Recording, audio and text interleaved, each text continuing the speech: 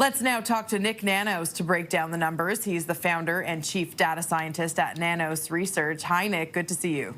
Good to see you too, Lauren. So let's start by talking about recent ballot support, a very close lead between the Liberals and Conservatives here. Absolutely, Lauren. The thing is, in the latest Nanos tracking, Liberals are at 39, Conservatives at 35.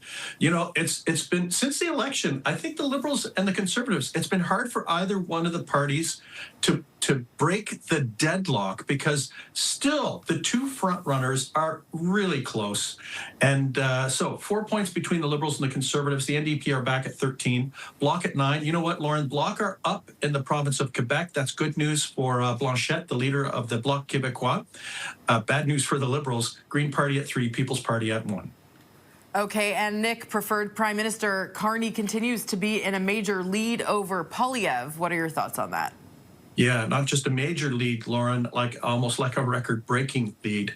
When we ask Canadians who they would prefer as Prime Minister, about 54% give a tip of the hat to the Liberals. And remember, we just said the Liberal support's at 39. He's at 54. So Mark Carney is leading his party. Pierre Poilievre, in contrast, at around 25%.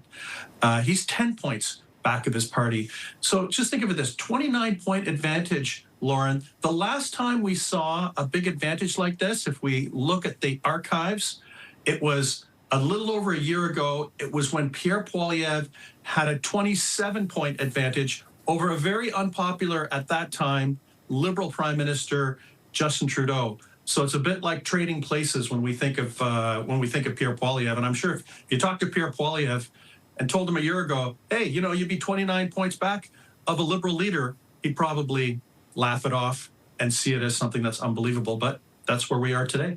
And do you think we're going to continue to see a decline in support for Poilievre?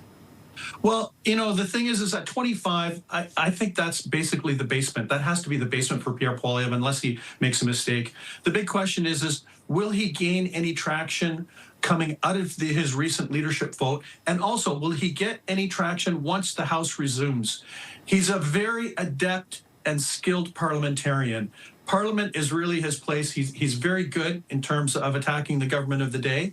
And I think we'll have to wait and see whether his performance in the House of Commons starts to shake loose some voters in order for him to pick up support in terms of his personal brand and to try to even close the gap further with the Liberals.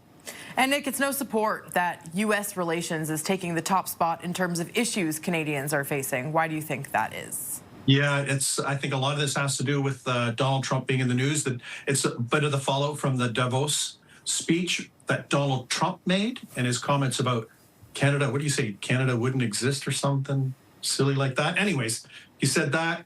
Mark Carney's numbers puts Trump, about 18% of Canadians have their top issue of concern as Donald Trump. That's up 8 points or thereabouts since over the last 4 weeks. Jobs actually statistically tied with Trump at 17, followed by inflation. You can see environment and healthcare tied at around 5% each. But a ramp up in worry about Trump, Lauren. But it's for Canadians, it's Trump/US/jobs/the economy as the things that they are really fixated on right now. Okay, some really telling numbers here. Nick, thank you so much for your time.